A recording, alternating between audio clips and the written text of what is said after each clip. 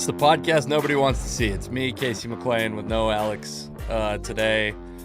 As per usual, on a non-Thursday. We've pretty much narrowed it down to Thursdays are the day when Alex can do the podcast. We did not do a podcast last Thursday because Alex is unwilling to play hurt, folks. You ever see those athletes? Remember hearing that story about Cal Raleigh? And he played like, I was telling my wife about this. He played like the last couple weeks of the season and the playoffs with like a dislocated thumb or a torn tendon in his thumb. Alex Akita on Friday was too injured to podcast. Okay, folks? That's the level of dedication that he has to this podcast. And it's also the fact that I have the desire to do it more than he does, that I could talk shit about him while he's not on the podcast. So, get well soon, Alex. We hope you're able to podcast. You're healthy enough to podcast soon. I wanted to get on. I also, by the way, I got to tell you, I'm playing hurt today. I am playing hurt. I considered a stint on IR. We got a kid in kindergarten. We got a kid just recently in kindergarten. We got a kid in daycare still. We got diseases coming at us from two angles. And I succumbed to a stomach bug. And I'm going to tell you this. I tweeted about it. I'm not going to give you all the gory details. My submission to this stomach bug was so violent, was so extensive, that I think it brought back the sense of smell that I lost. I had a significant sense of smell loss from COVID in 2022, I think. And I'm smelling stuff I don't even want to smell. I rode in a Lyft this morning, and this driver, first off, he had I had dropped my wife's car off to get a brake job done. Took a Lyft home, like a good husband. And I get in this Uber or a Lyft, and first off, there's a melange of smells. We got BO. We got cigarette smoke. It's both in harmony, perhaps equal volume on these two things. And I can smell them in proportion with each other. It's obvious to me because of this return of my sense of smell, what's going on. And this guy was telling me, I found out in a 10-minute Uber ride that this guy argued with his wife on the way down. She doesn't like to communicate. She's from Kenya. She had a hysterectomy. By the way, sir, I hope your wife isn't a listener to this podcast. I've seen the demographics. It seems pretty unlikely that she's a listener to this podcast.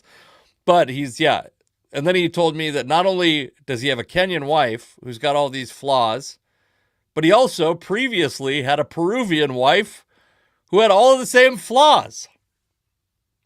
I have a suspicion that this man might be the problem. That's my guess. But anyway, yeah, I learned a lot about this man.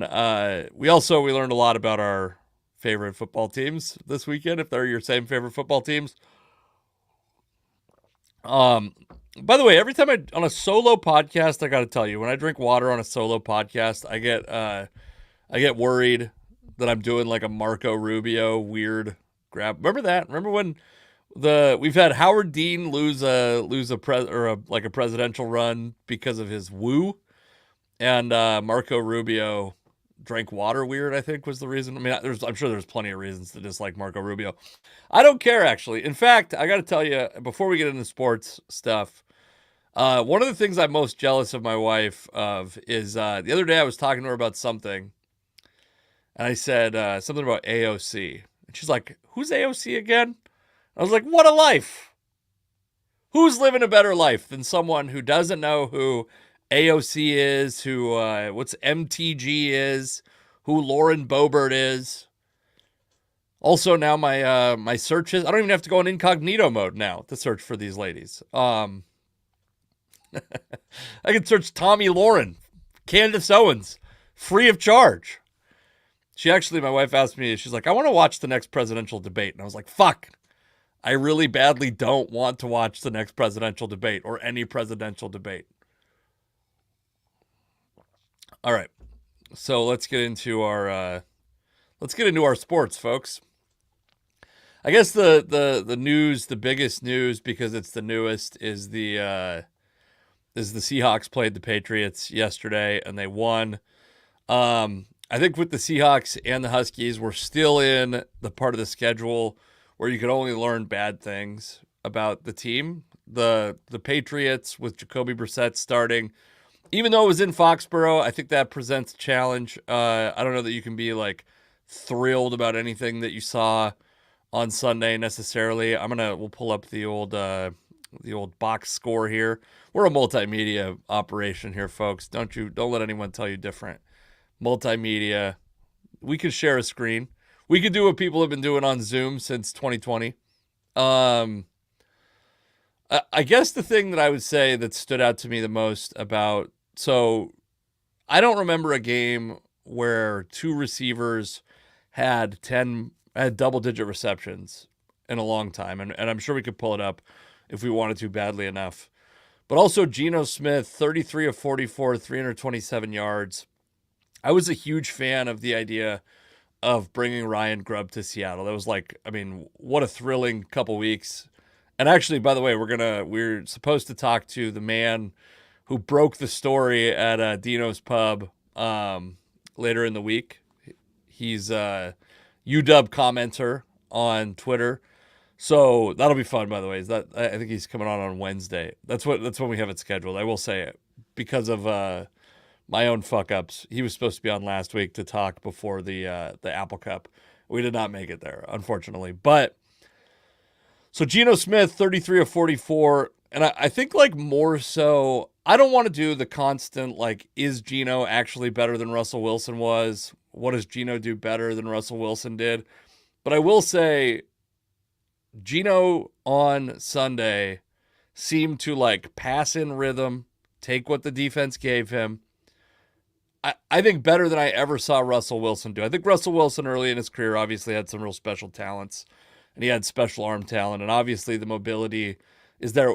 In the conversation I had with Josh Hermsmeyer on, I guess it was, what was it, Tuesday of last week, we talked about the differences between Drew Brees and Russell Wilson, and he said that Drew Brees was really accurate.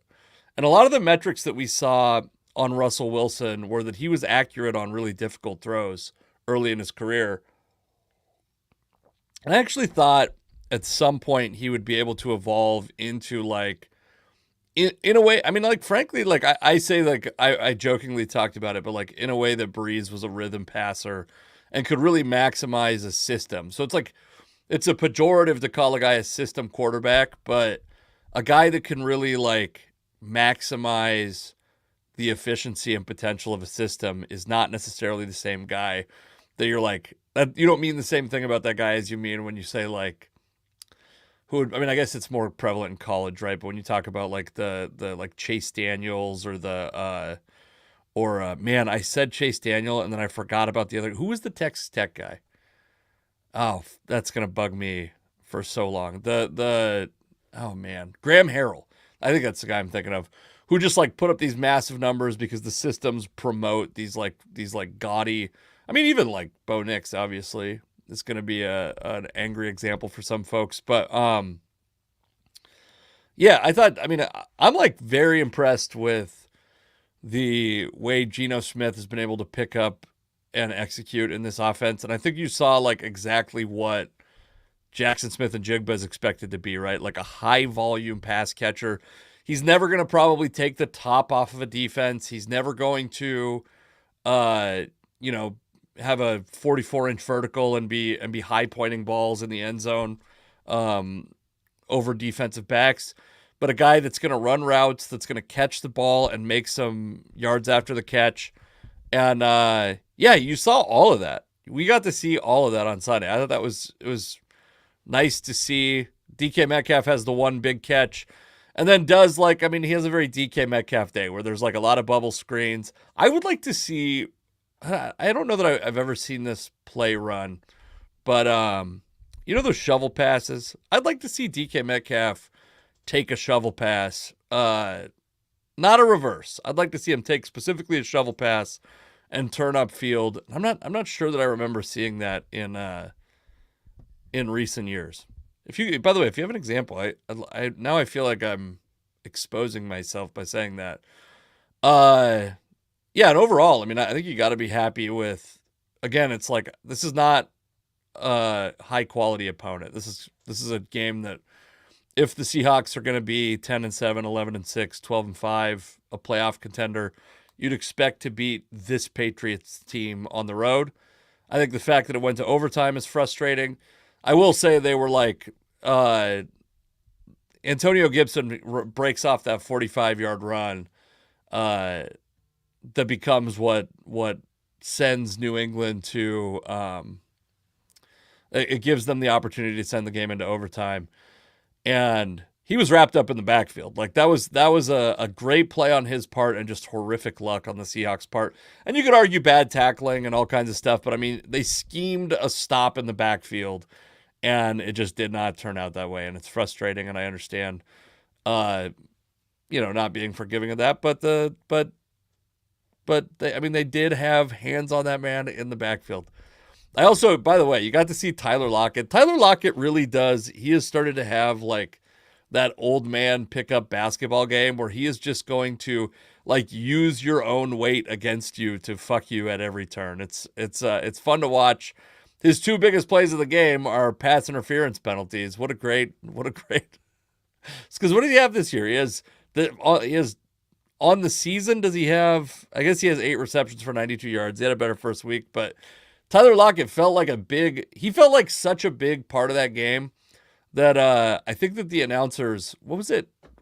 It was Jonathan Vilma, and then I can't remember what the other dude's name was, but I think they gave him credit for all of DK Metcalf's receptions at one point in the broadcast.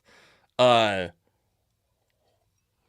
running game was weak. I don't know what you're going to do about this offensive line. I was kind of sad to not see Christian Haynes starting at left or right guard. It feels to me like, based on his reputation and, at least the reported performance in spring training, or in, what do you call it? Training camp and preseason, I would have liked to see him get the starting job at one of those spots, but we don't know what we don't know. Byron Murphy looked pretty good. By the way, feel free to chat. Tell me if you've had a similar experience vomiting your way to a full sense of smell post-COVID. Let me know. But yeah, Byron Murphy ends up with a half a sack, but has been a disruptive force at different points. Julian Love, what a game. He's a factor in the passing game, obviously blocks the field goal. The Julian Love extension is looking good at this point. And Terrell Dodson came through and had another pretty good game. Is there anything that you're worried about with the Seahawks? Like offensive line, I suppose I'm worried about. But otherwise, it feels like this is just going to be like a matter of, is Geno Smith a good enough quarterback to take this team from being an average team to a playoff contender? Is the offensive line going to be good enough to run the ball and pass the ball effectively? And otherwise, I think all of the signs of what you wanted to see from the coaching staff, the new coaching staff, is there. I will say not particularly convincing wins, even with I know against Denver, there was the ugly late score that makes the score look closer than that game actually was. But I don't know. I don't think you've learned anything damning in these first 2 games. So I don't know. That was certainly not the most upsetting news. I guess it depends on where you fall on the partisan fence of the Apple Cup. How do you feel, by the way? I saw a clip of Brock Heward, and I like Brock Heward. I think nobody in the world maybe has more right to say what is and isn't the Apple Cup than Brock Heward, frankly. This is a guy who's got, not generational in I guess he does have, there is multi-generational Hewards that played for Washington. Obviously the last Heward unfortunately did not have a celebrated Washington career, but Brock Heward was one of the best quarterbacks in Washington history. His brother played there also. In fact, am I shortchanging Damon Heward? I that was right before my time. So Brock Heward and Marcus Tuiasosopo are they the first quarterbacks I remember as a Huskies fan? They might be. I was too young in when they won the national championship to like really remember how cool that was. So, but I saw a clip of Brock Heward saying that because this game is no longer a Pac-12 matchup, because it's no longer played in October or November, and specifically for years it's been um, the Saturday after Thanksgiving, that it should no longer be called the Apple Cup. And I disagree because, first off, uh, this I understand why Washington State. I think a Washington State fan should feel fucking awesome. Like, I'm a Huskies fan, but I'm jealous of how great it has to feel to go through everything Washington State has gone through, to see the Pac-12 crumble at your, footsteps, and everyone leaving you in the two-team conference, to see your like century-long rival leave for greener pastures, and then the year after they play for the national championship to upset them in Seattle. Because they're calling that a neutral site. Yeah, technically it is not the home field of the Washington Huskies, but that is not a neutral site. Like, obviously that is not a neutral site. Yeah, I mean, I again, I think like if you were gonna say in the same way that when those like first Seahawks games or even the first Huskies games, I said you couldn't learn anything good, you could only learn bad. This game was always going to be close in my estimation. I don't think there was ever going to be a version of this where it was like a 48-24 blowout or something like that. Like it just didn't feel like the Washington team versus the talent gap wasn't going to be eaten up. There wasn't enough talent gap to not have the kind of adrenaline of this rivalry game, of a game where Washington State's fans and maybe some of their players, I've got a curiosity about how much these guys actually care about this rivalry. I am curious about that, especially in this NIL period where a lot of these guys, you're talking like, does Will Rogers care about the Apple Cup? I doubt it. Does Damon Williams care about the Apple Cup? I doubt it.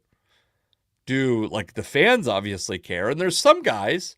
John Mateer is like, I think he is in his third year at Washington State. He probably cares about the Apple Cup. A lot of these guys that are playing for Washington State at some point probably hoped that the fact that they were playing in the Pac-12 would give them an experience that they probably couldn't get.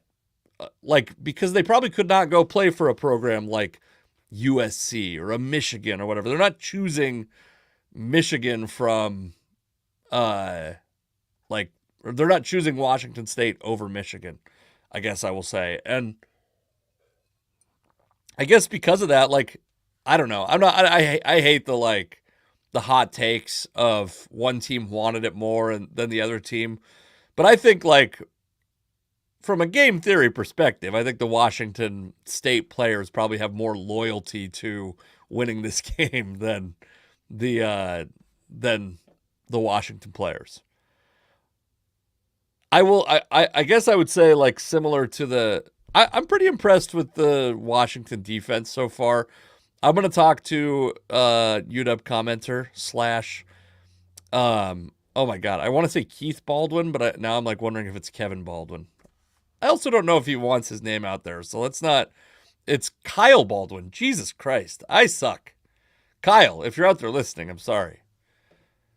Yeah, I want to talk to him about some of that stuff in particular, because I like, it seems to me like Steve Belichick, if you had to guess who's going to become an NFL head coach first, Steve Belichick, Brennan Carroll, or Jedd Fisch.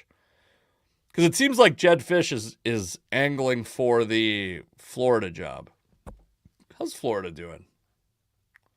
I think Florida's having doesn't it feel like, as Huskies fans, if you're out there, Huskies fans. It feels like this is just like a transition. We're like 2 years max of Jedd Fisch is what I know that his contract, like the buyout changes significantly after 2 years. So it's like the Washington can get out of the contract, or he can get out of the contract, I mean, a little bit easier after 2 years. But it seems like if it extends past 2 years, and I've said this multiple times, but if it extends past 2 years, something went wrong at this program, because this is like when a business is like built to sell. Yeah, what's Florida football doing? Florida football got a loss to Texas A&M. It's a timing thing. That's the problem. It's a timing thing. What's the story on the Florida head coach? I don't even know. But this is what I know is Jedd Fisch. See, this is bad when I put in Florida head coach and it gives me the baseball coach first. Ooh, we got Billy Napier, and how long have you been there, Billy? Anyways, it seems like if the Florida job becomes available and Fisch is in a position to take it, he's short for this position, short for this Washington position. And then Brennan Carroll and Steve Belichick, I would suspect, probably have their eyes on NFL jobs. So who is it first? Put it in the comments if you would. I'd love to hear who you think it would be. Who you think is going to be an NFL coach first? NFL head coach first. Giles Jackson looked great. So the big controversy around this game, though, and I probably should have led with this. This is kind of a boring lead up to like the end of the game is controversial because this game is, though I think that Washington State, you could argue, wanted it more or had more to play for or had more to lose or less to lose, more to gain. The last sequence, the pass to Denzel Boston, I don't want to advocate for harassing or shitting on college athletes. That's the last thing that I want is to I mean, if the amount of people that listen to this podcast started harassing Denzel Boston, I don't know that he would notice the difference, frankly, because I think I think Denzel Boston probably has a little more popularity than this podcast, or at least notoriety and recognizability. But that last play, when he goes out of bounds without much of a fight, I mean, that's pretty inexcusable. You got to turn that upfield. You got to try to score on that play. You cannot take for granted that was on third down, I believe. You cannot take for granted. That was on third down, right? Let's check the old play-by-play here. We can see this. We got, third and goal, 9-yard pass. You got to turn that. And granted, like in a perfect world, you're going to let the clock run down, take some clock off, etc. And what is Mike Hansen? I would at least try to make him cry. Tell me what that's in reference to. I'm not quite sure. Oh, you're going to try to make Denzel Boston cry? Is that what you're going to try to do? You got to turn that upfield. You got to try to score on that play. He goes out of bounds easy. And then, of course, like the timeout into the option to the short side of the field with Will Rogers at quarterback. Like, yes, it's a bad call. And I'm rarely a person that thinks that people like me should be allowed to have like strong opinions on play calling, on football play calling. I've never been a football play caller in my life, but an option play, there's not a lot of like execution that we're missing. Schematically, that's a very simple play. That's a play that gets run at middle schools around the country, right? And running an option play on the last play of the game into the short side of the field with a non-option quarterback, it's terrible. Absolutely terrible. By the same token, if it works, it's much like that the Roma Dunze reverse in the Apple Cup last year. Like if that blows up, If that blows up, we may be talking about Kalen DeBoer is still at Washington. Ryan Grubb is still at Washington. Who knows who's the offensive coordinator? I mean, the difference in that play is it was ballsy and it was probably career changing. It allows Washington to continue to be a playoff team, and it allows Washington to beat Texas, and it allows these guys to build their careers off of those games. So if it works out, I understand it's different. To me, it seems like a really, really fucked up bad choice. I mean, it's called an option, but it literally gives your quarterback arguably the least options available to them when you could have him pass the ball. You could have, I don't believe that you just like, it's as cut and dry. I mean, you know me. If you listened last week, by the way, I'm on team pass the ball from the one. I know this isn't the one, but I'm on team pass. Oh no, it was on the one. I'm on team pass the ball from the one. So, one nice thing, modern era, expanded playoff. You don't have to win every game to make it to the playoff. You don't have to only be a one-loss team to make it to the playoff. But the reality is, do you think that the Huskies are going to be a playoff team this year? Probably not. Could they still be an 8-win team? It's possible. I mean, they're gonna have some tough games coming up. By the way, like it's not just they got Northwestern next weekend, and the big one on the calendar is Michigan coming to, because Michigan hasn't looked perfect this year either. So could Washington go into the Michigan game 4-1? Probably. But again, we haven't learned anything good. We've only learned bad about this team. Could they also go into that game 2-3? Possible. I'm not saying they're 2023 Colorado, but I mean, they didn't look great against Washington State in a bunch of different aspects of the game. And it seems like a talent thing. I think the staff is going to make them all right. Okay. Do we want to move on from this? I do. Yeah, but by the way, if you're a Washington State fan, like, amazing for you. Complete vindication. You got to be thrilled. Every one of your Washington fans that you're friends with, that you've been talking shit to for a year, they deserve it.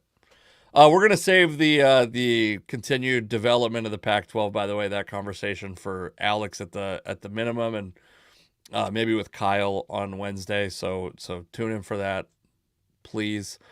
All right. The last thing that I want to talk about, because this doesn't have to be long every Monday. I just want to talk about this. I want to talk about the Edgar Martinez comments, and I'll highlight them on the screen, by the way. And if you're just listening to this podcast, you're really missing out on a lot. You're missing out on a look into the office that I record this podcast in. You don't get to see me with what's maybe the stomach flu, battling my way to this podcast, maybe sweating under this sweatshirt. I'm not going to admit to it.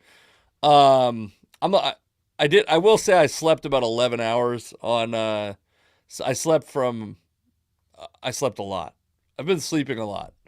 I've been pretty sick the last 2 weeks. Playing through it. Alex Akita, if you want to learn from a tough guy. Anyways, Edgar Martinez said, I don't care if you have an exit velocity of 120 miles an hour, flatly, standing just outside of the batting cage before a weekend game here. If you have the wrong swing, you're going to still hit for a low average.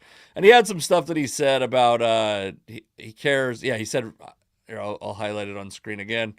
I mean, for me, batting average, runs scored, RBIs, on base percentage, those are the ones I use. So, to me, one of the flaws that the Mariners' philosophy has had, and I feel a little more confident talking about baseball analytics and baseball stuff, period, because I played baseball and I studied baseball analytics for a long time. You probably don't know me as a baseball analytics writer, but I used to write specifically about the Mariners for, I don't know, 5 or 6 years. I had my own blog and I wrote for a website called Prospect Insider. I wrote for a couple other websites about the Mariners, and none of this matters. This is all just to say that I've like thought about this stuff before today. I'm not just pulling it out of my ass today. I don't care if Edgar Martinez cares about batting average, runs scored, RBIs, and on-base percentage, because I don't think he's going into the batting cage to help someone swing and pointing them at a batting average swing. I don't think he's pointing them at an RBI swing. I don't think these are things that exist. Do you know what I mean? Like, I don't think that, to me, this means nothing. I don't want the hitting coach to be worried about what stats are coming off the bat at all, really. And I will say, this exit velocity and launch angle revolution, like, there was a guy named Phil Hughes. Let's see if I can quickly pull up some Phil Hughes stats. But there are analytics that are helpful in improving the way you play the game.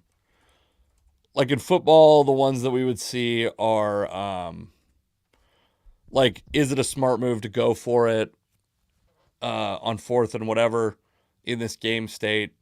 Is it smart to go for two in this game state? Those are the kind of analytics that I think you should use in game.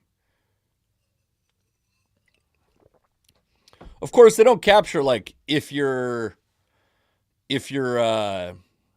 quarterback's injured, right? Or if your running back's injured, or if your offensive line has injuries on it. Like, they don't capture everything.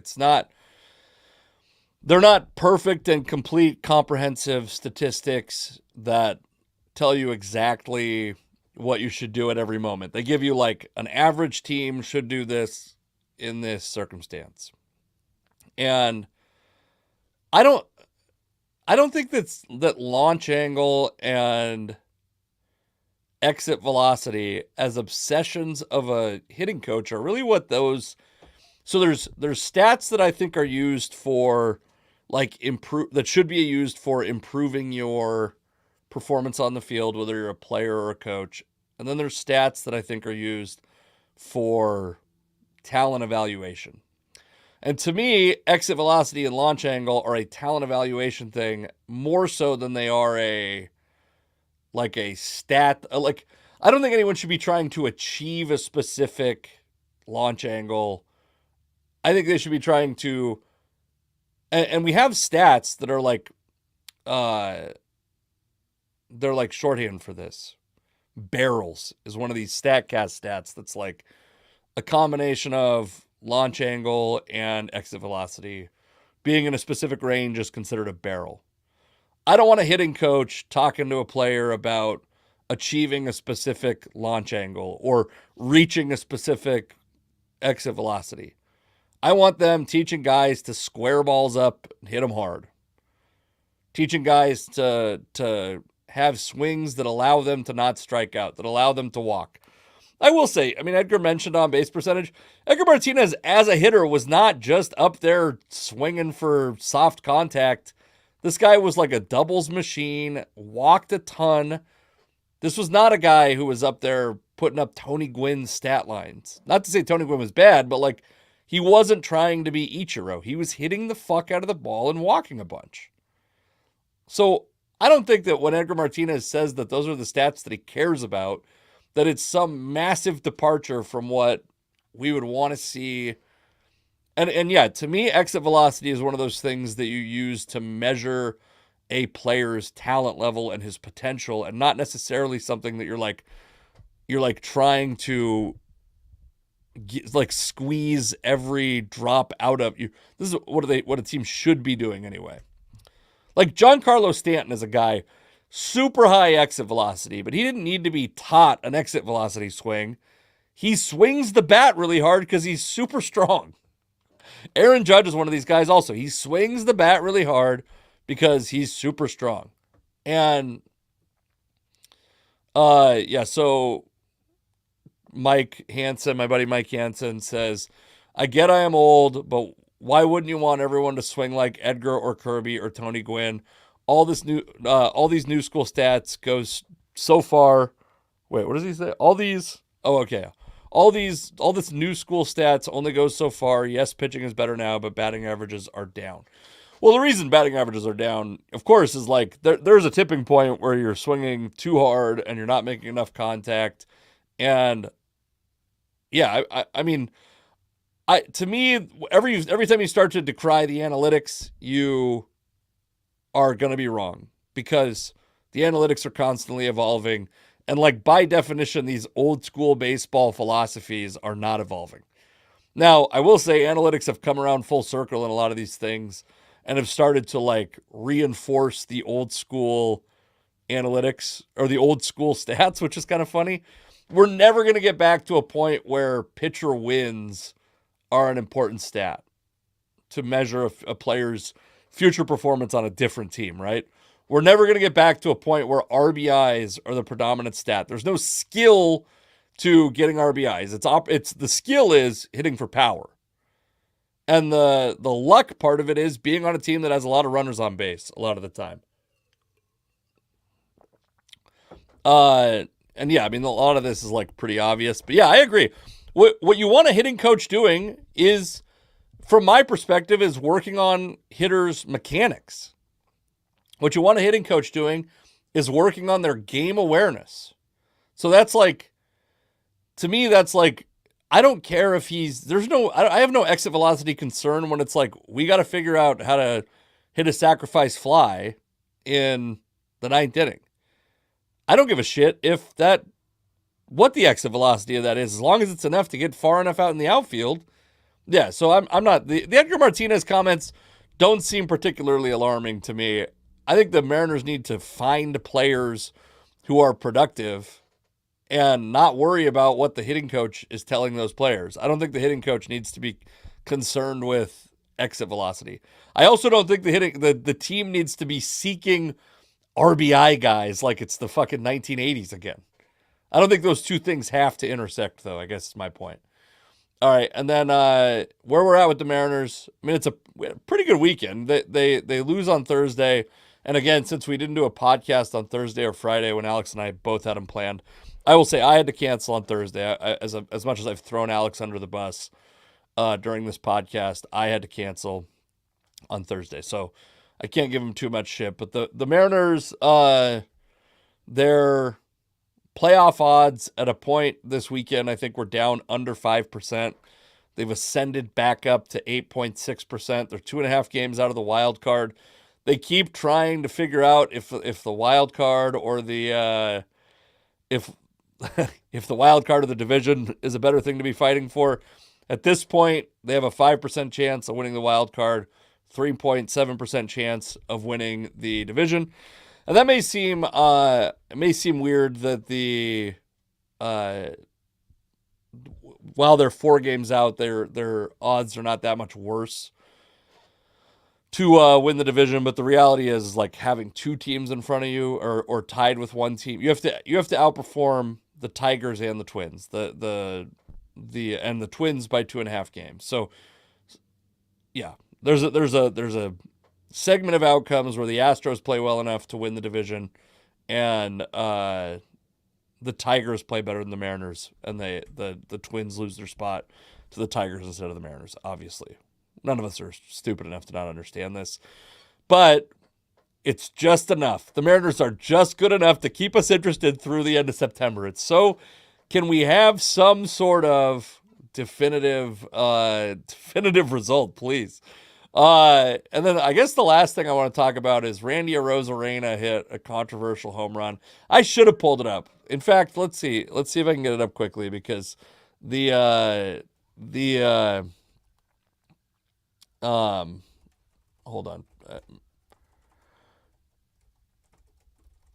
What I'm searching for is step out. Yeah, the Mariners had this cool. I don't know if I'd say cool, but they had a fun caption. Let's see if I can pull it up quickly on here. We will share this tab. So this is Randy Arozarena's at bat against Texas. Arozarena, there he is stepping out before the pitch got to the plate. Then the pitch was outside, ball 1. Here's the 1-0 pitch. Steps out. So the full step out is, to a degree, showing up the pitcher. I will say appetite and tolerance for this kind of stuff goes up as the years go on, and as I try to, in some ways, become less of a crotchety old baseball guy. There's probably a time in my life where I would have been like, you got to plunk this again. dude. And it's ball 2. New to me, Rick. Help me out. Got anything? First time we've talked about it before. I don't know why he doesn't, but he's got to be very confident hitting with 1 strike or 2. Here's the 2-0. Stepped out again. Ball 3. Wow, 3 in a row. That's a first. I hear you. We've never seen him do that. So Arozarena has now stepped out, allowed essentially free pitches on all 3 of these pitches, and then on the 4th pitch. So this is a demonstrative thing, and that 3 pitches in a row. Well, maybe he's looking for a now on the 4th right pitch, 3-0 count. Hope he mashes it. Let's see. 3-0. He looks loaded there. Here's the pitch. And there he goes! Oh, baby! Left field! Facing in the upper deck! Randy Arozarena! He got what he wanted. A 3-0 cookie, and the Mariners lead 5-0. Wow! Sometimes a hitter sets up a pitcher. And I think that was a classic example right there. He steps out, ball 1. He steps out again, ball 2. He steps out again, ball 3. I'm swinging. And Garabito comes in with a strike, and he just mashed it off the facing of the upper deck in left field. Holy smokes, what a shot by Randy Arozarena. Randy baited the trap, and Garabito took it hook, line, and sinker. And all right, so now if you look at the thumbnail of this podcast, it is the shot of when Arozarena crossed home plate, and the catcher, the Rangers catcher, was pissed. he was so angry. And let me see if I can find it, because it was amazing. Oh man. Oh, come on. Where is it at? I literally have it on my computer if I just want to dig that deeply, but let's see. Here we go. Yeah, I'll show you the picture of Arozarena. Oh, it's great. Yeah, let me share this. So this is the catcher yelling at Arozarena as he crosses home plate. Yeah, I mean, and to cousin Mike Hansen, my buddy, funny comedian, by the way, go check him out. That was gangster. Yeah, I mean, that is showmanship. It is game theory. It's a lot of fun stuff, and there's gonna be people that don't like it. To a lot of those people, I'd say don't give up a home run to Randy Arozarena. I'd say don't throw balls on the first couple pitches if you don't want. When a guy's stepping out of the box, don't throw the ball out of the strike zone. And obviously, I mean, you trusted him to step out of the box again, and that was a mistake. Randy Arozarena is going to be an interesting discussion this offseason because by all accounts that I've heard, he doesn't want to be in Seattle. Every rumor you hear is he misses Tampa, his family's in Tampa, he wants to be back in... Tampa, I think, would be his number one choice. But closer to his family.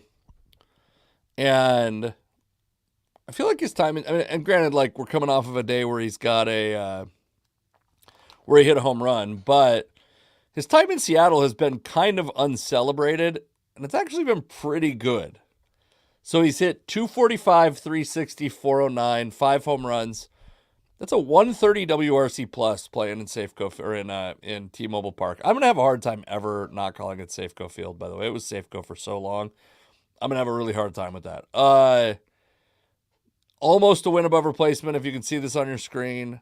So he's playing like a 3.5, 4-win player since he came here, but he doesn't have the batting average. He has a pretty high strikeout rate. He hasn't played incredible defense. I don't think he's nearly as bad of a defender as his reputation says, but the Mariners are going to be on the hook for some money for Arozarena. I want to say what he's got. He's arbitration eligible next year. Let's see if we can quickly find an arbitration estimate. There will be some in the offseason for sure, but arbitration estimate, Randy Arozarena. So he's making like 2.8 million this year. Maybe you double it to like, let's see if SpotTrack has if they're doing an estimation or not. I don't think they have one yet. So yeah, let's say it's 5 million, 6 million next year. Is that going to be right, or is that going to be low? I mean, to me, it would seem insane for them if the Mariners non-tender Randy Arozarena after the productivity he's had here. To me, that is the more than the Teoscar Hernandez. It's not even, he didn't even get non-tendered. He just didn't get the qualifying offer, which would have meant the Mariners would have had to pay him like $20 million or something like that if he accepted it.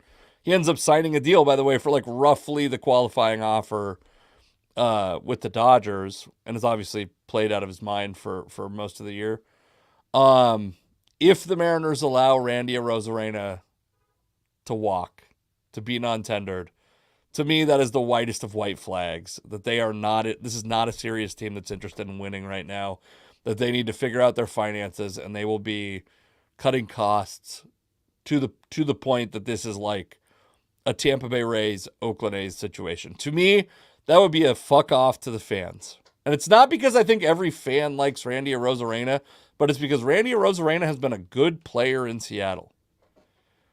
I don't think that's arguable at this point, and he will be very inexpensive compared to what else they're able to acquire. So if Randy Arozarena gets non-tendered by the Mariners for some reason, we riot. That's what I'm saying. We storm the steps of T-Mobile Park. Yeah, by the way, so Cousin Mike, we'll get this, this will probably be the last thing we talk about because we don't have a home run game without Alex here. Sorry I missed the Seahawks discussion, but the Miami game is looking a little better next week. Yeah, we will talk more about that. Obviously, I think with Tua out, and we're going to talk about Tua on Thursday. I'm sure Alex and I will, because the Tua situation is it's sad. It's sad, and it's also like, I've seen people saying that the NFL should force him to quit. They should force him to retire. And I'll tell you why I don't think that. And it's not because I don't think the concussions are serious. In fact, one of the greatest reliefs, can I say, one of the greatest reliefs of having a daughter is I will never have to tell a teenage boy, having two daughters, I'll never have to tell a teenage boy that I don't think football is safe enough for him to play. We will never have to have that argument, because I was like, there was no risk of one of my offspring becoming a professional football player. My family does not have the athletic gene pool to push somebody into the only risk would have been if my wife made love to a man with more athleticism than me and created these children. It was not going to happen. We were going to have no pro football players in our family, but I don't think I would let a kid play football at this point. It seems very dangerous. But the reason I have a problem with the league stepping in and telling Tua that he can't play, and I recognize there's also like physicals that players have to pass and all that stuff, so this actually does kind of exist, but the reason I have a problem with that is because this is the kind of thing that, in my estimation, and I don't want to be, I'm not a conspiracy guy, I'm not a tinfoil hat guy, they could have very easily found an injury that Colin Kaepernick had to make that the reason why, instead of the league blackballing him, right? They could have, if they don't like a guy, they could find, if they can just tell a guy to retire because he's too injured, they're going to start using that to their advantage. And it's not because the NFL is more or less evil than other leagues. I think they're just as evil as any other league. And I don't like the idea of stopping adults from making money in their chosen profession. It's also the same reason, by the way, that I don't like the age limit in the NFL. I don't like the age limit in the NBA. We have adults who are not allowed to make money in their chosen profession because an arbitrary decision was made by two colluding bodies to not allow those guys to play professional sports when that's what they're good at. That's their chosen profession. And I think that sucks. I think it's borderline unconstitutional, and I think it should be, I think it should be like one of the next things that we care about. Now that we have NCAA 25 back, or now that we have NCAA football back on these consoles, we can start working on letting 18-year-olds get their brains crushed playing football. I'm also going to have, by the way, on soon, a friend of mine who, she was a longtime sports writer, and she's become disillusioned with college football, and I want to talk about that because I think it's kind of along these lines, and it'll be interesting to talk about, but that'll be for a later day. Okay, Casey McLean Comedy, please come see me. I'm hosting for Giannis Pappas at Tacoma Comedy Club all weekend. That'll be fun. The next week, I'm hosting the Voice competition at Tacoma Comedy Club, and you can come see me do all new material. Much of it will not go well. Come out and see that. I will be doing good stuff for Giannis Pappas because I do want to impress Giannis Pappas. But the Voice, you're going to see some bad material. You're going to see some good material too, but you'll see some of the how the sausage is made. And then lastly, the weekend after that, I will be headlining Skyline Comedy Club on September 26th and opening for Chris Frangiola the rest of the weekend. Casey McLean Comedy, the Casey McLean on X. Watch my special, Do Not Shake. And thank you for listening to this podcast. I love you so much, more than you will ever know. Bye.